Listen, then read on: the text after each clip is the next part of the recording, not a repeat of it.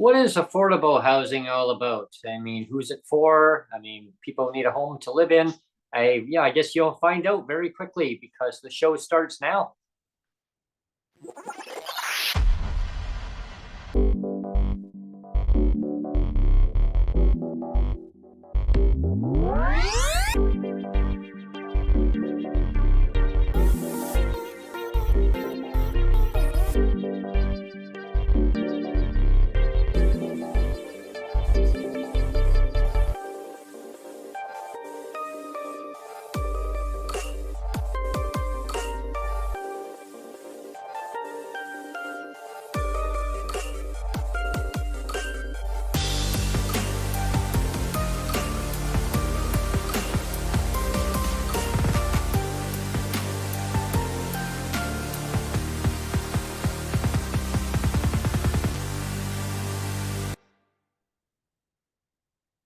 Hello, everyone. Thanks for tuning in to PWD Allies podcast. My name is Brent Frame. I'm the host for the show. I have Mike Morrice joining me from Kitchener, Ontario, and we're going to be talking about affordable housing and the solutions. Hello, Mike. How are you today? I'm all right. It's good to be back with you both again. Thanks for having me on this show. What is this? You might know how many times it's been. It's been a whole bunch. It's been a whole bunch, and really, we love each one of them. So we're so happy to have you on. Yeah. well, thanks for having me back Yeah. again. Yeah, affordable housing, definitely a hot topic. It affects every single person in the country, especially people on fixed income, low income earners. Corporate landlords have had their shot at corporate greed for way too long.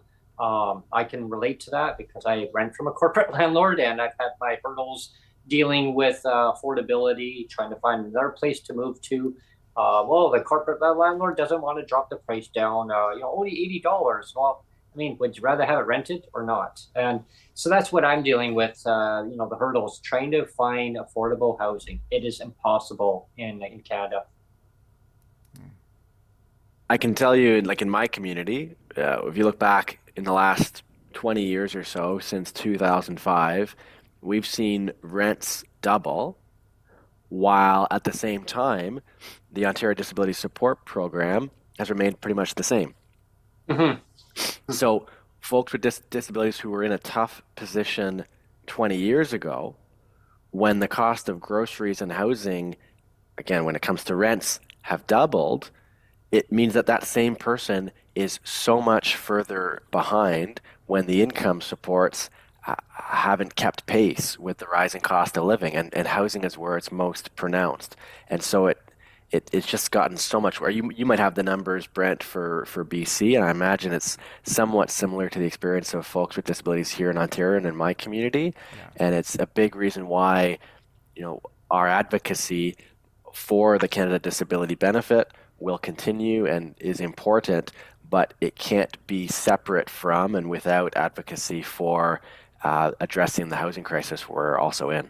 Well, and rent geared to income housing, Mike, like here in BC, I've kind of spitballed the numbers. I don't know how they're probably a little bit off, but more or less based on the research I've done, and I've figured out that probably of the people that are on PWD assistance here in BC, the province is actually only offering about 12% of RGI units to people with disabilities. So only 12% of those RGI units are actually being available to people with disabilities. So that means 88% aren't getting it.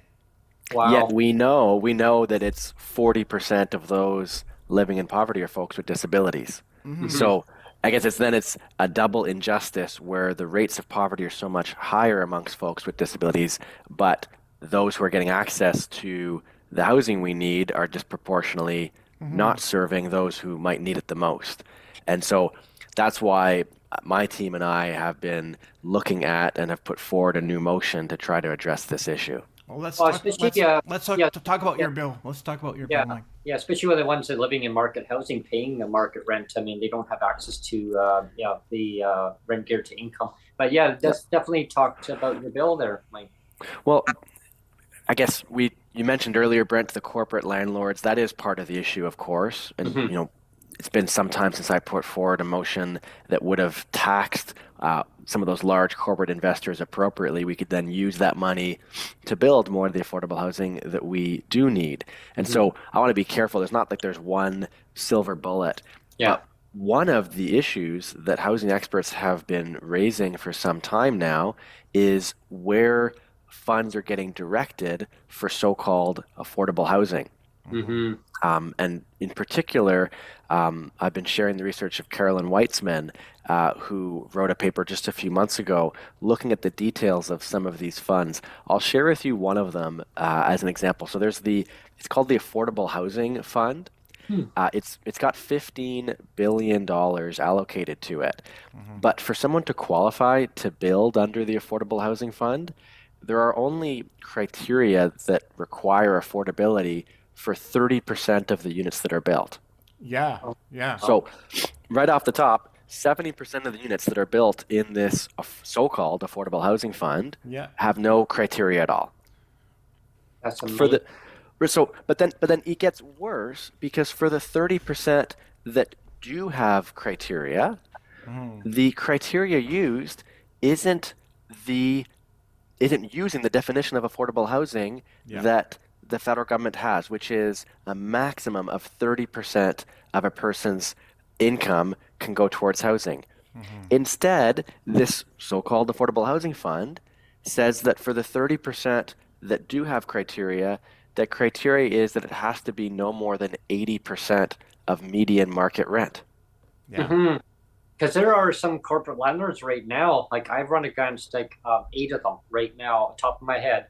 And they basically say, well, we can rent to you as long as your income is no less than $60,000 a year. I'm like, say what? Your place is like $1,650. Well, like, and if the federal government is then taking $15 billion, telling Canadians that it's going to an affordable housing fund, and yet the 30% that they're putting any criteria around at all for the units that are built are 80% of market rent. Well, rents in Kitchener just doubled, as I shared earlier. And so 80% of market rent in Kitchener is very unaffordable for most people, and definitely unaffordable for somebody who's getting ODSP. And so her research goes on to show that you look at some of the biggest funds. There's one called the Apartment Construction Loan Program. I think it's 3% of units built are actually for low-income families in core housing need. Wow. So this was the issue we were trying to solve with this motion, is looking at the research from housing experts, listening to the experiences of folks in my community and others across the country, to put forward that we should have definitions for affordable housing based on income. You hit the nail right on the head. I was just thinking too. I was just like, because like, again, if we take our example here in BC, we have a premier David Eby, and he was all really happy. He's got this new initiative he rolled out a couple years ago called BC Builds, and he was really happy about it. And he says we're going to have all this money, like it's sort of like like a rolling line of credit, a rolling line of credit for all these new developers with the province to build all these new affordable housing.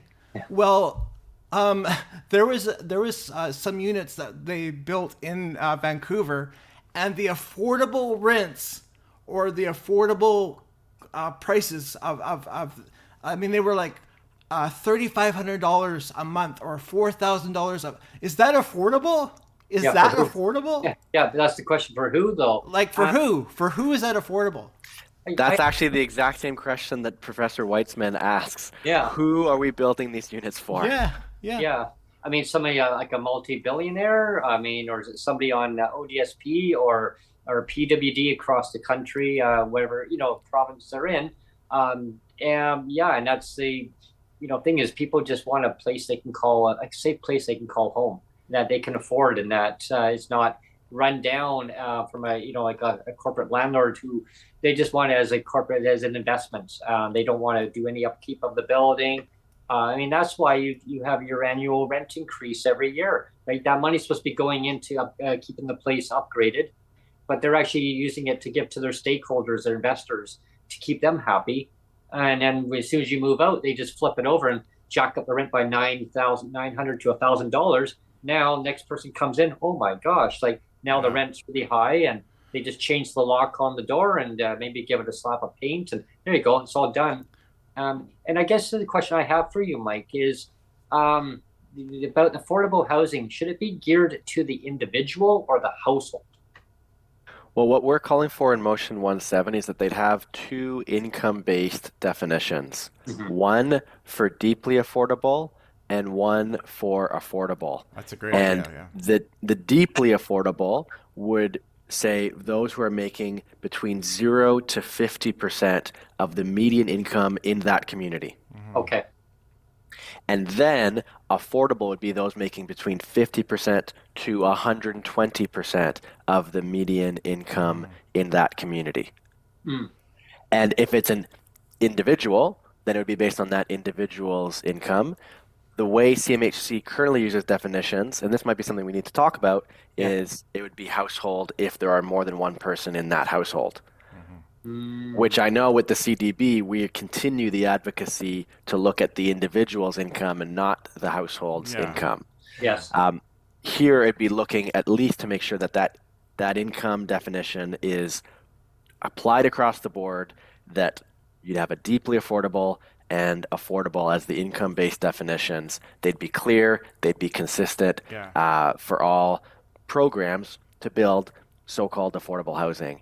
And that's what folks can find online if they look up Motion 170. That's what I put forward just a few weeks ago. I'm always so big on definitions. I mean, there's no point in saying something that we're going to make this affordable if you don't know what the definition of affordable is.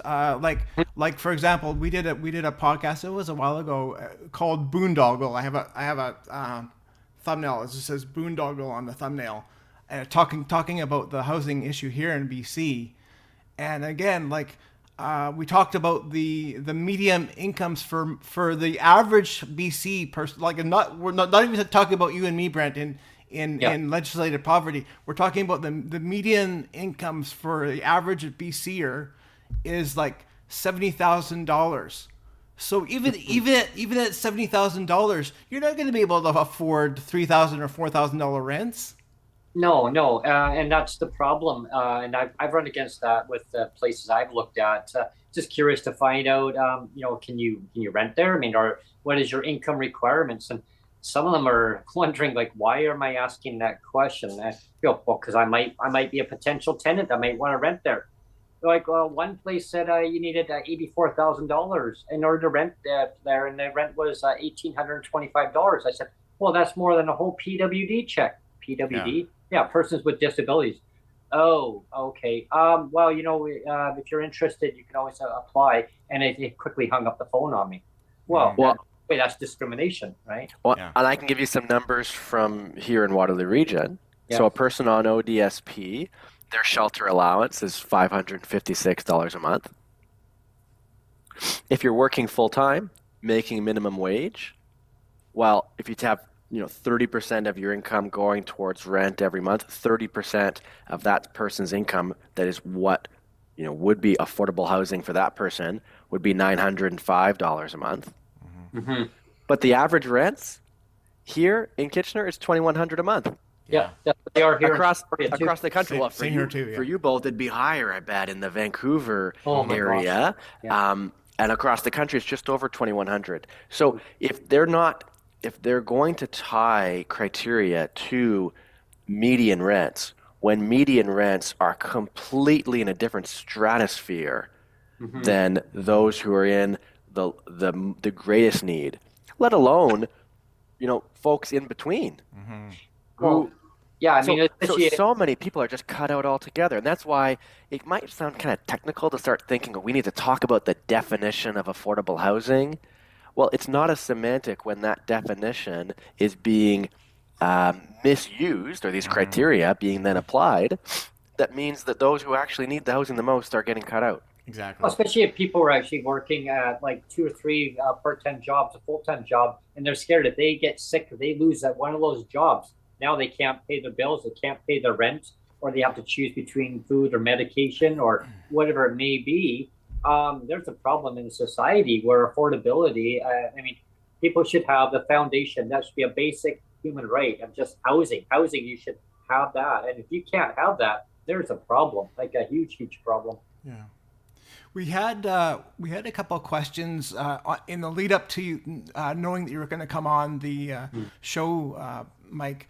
We had a couple of questions from our fellow allies. One of them was when we had Dan on. He was talking about Doug Ford's strategy about basically suing people that were homeless, like charging them fines. People that were homeless. That was the one kind of comment is like, that's kind of stupid. So that was kind of one commentary. The other question we had from another ally of ours that is regular participant on the podcast, Alan Davies. He's a big proponent of tiny homes. Oh yes. And I didn't know if you knew much about tiny homes, or if you thought that maybe the container homes is maybe a good strategy. What's your feeling about both of those things?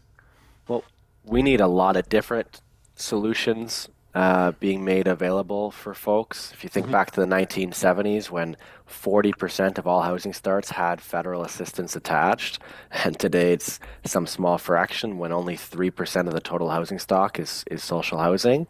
One of those solutions can be tiny homes. In Waterloo Region, we have a community called A Better Tent City. And this was started by a group of people. One of the three is somebody with lived experience of living unsheltered. And they have about 50 tiny homes now that are provided for folks. It's not without its challenges, but those are folks who had been living unsheltered prior to living at A Better Tent City. Other communities have sought to replicate that, and in fact, our regional government has also put in place kind of a tiny home type solution that is a bit more. It got more bureaucracy attached to it, I guess, because it's operated by a municipal government, but inspired by what was done at A Better Tent City. And so, I guess I want to be careful. We don't want to let governments off the hook. Yeah. They need to be doing far more, far faster, and investing in much more significant ways. And people like me need to be listening to those with lived experience. And there are a number of folks I can say in Waterloo Region for whom A Better Tent City is kind of an ideal place for them. And so we've seen some success with it here. And if you're seeing kind of similar over there and you're listening to people with lived experience also, I'm quite grateful for what the team at A Better Tent City has done and has provided for folks who live there.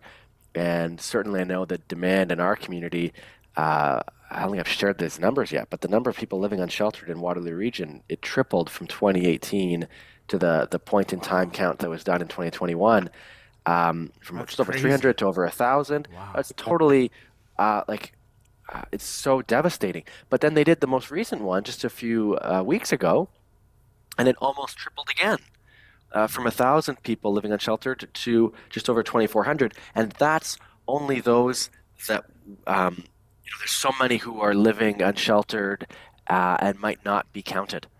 And so it's pretty clear that we need more of everything, and tiny homes are one of those solutions that needs to be brought forward. But we're in like a 30-year gap of the investments required from federal and provincial governments, and we're certainly not going to solve that by criminalizing poverty. And so it does disturb me what we're hearing from people like Premier Ford. As a federal MP, he and I don't sit in the same legislature, and so I focus my advocacy federally, where they actually have the largest budgets. But my friend Aisling Clancy is our MPP, your MLA equivalent out in BC, and she has no shortage of concerns with some of the actions taken by the Ford government here in Ontario. Yeah, definitely. Like the tent cities have been forming rapidly across the country, and I'm just devastated to hear, that it has to be that way, and because it doesn't have to be that way. I mean, providing people with dignified home, like dignified respect, and giving them the homes that they need, because the numbers keep growing. They won't get shorter, definitely not. If Legislated poverty is a choice, right? Legislated well, poverty is a choice. yeah, and like a community, like I understand like why people were congregating into like small communities with tents, because they want to feel belonged. They want to feel that their neighbors are going to be protecting each other. And I can relate to in Victoria, British Columbia, Mike. It's called Pandora, right? And people that live in Victoria, they know, okay, Pandora. It's not exactly the most inviting scene to walk through. They have a government office that's right there. It's all fenced up all around it. It's not inviting to go to. And unfortunately, there's the people that are homeless on the streets. There's no public washrooms they're allowed to go into. So they're having to, just be like, yeah, they just go where they need to go. And I won't be getting the graphics.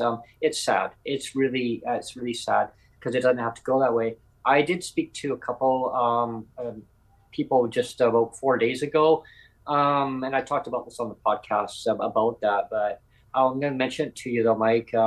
Like the stories that I'm hearing. And I said all I can do is advocate and push the policymakers, city, provincially, federally, and bring it to their attention that it's not okay. And they actually thanked me. I said, I do a podcast, persons with disabilities, and I said I bring on their allies, people with lived experience, and I said I'll carry their story forward. And the story was that they just want a safe place they can call home. And they said what the city's doing is that they're putting fencing up and pushing them along to another area. And they said, we won't get the self-help that we need. And the city's saying, well, we're getting all people from encampments from other cities coming over to our city, and we don't know what to do. So now they're blaming their mayors, saying, take the accountability, keep the, in your ball court, deal with it. And I agree. Like every city should be dealing with their own stuff. But I also say that provincial governments from all angles across the country and feds definitely need to take ownership of it, right? They've created the mess. They need to clean up the mess and put in the housing solutions that they had from the start. I mean, social housing, co-op housing, subsidized housing. I mean, yeah, like the list goes on. Well, that might be a good place for me just to share my thanks, because I need to step away in the next few minutes. Yeah. Sure. I really appreciate what you both have done to open up the conversation and, truthfully, to keep me accountable along the way. You joined for a session we had with some members of the local disability community here in Waterloo Region, virtually, of course, this past summer. I do think that accountability is so important, but so is space for conversations like these with myself and so many others that you both have hosted on the show over the last year. And so, Neil and Brent, I really appreciate what you've done to create space for these conversations. Please know our advocacy needs to continue because of what is not in the fall economic statement.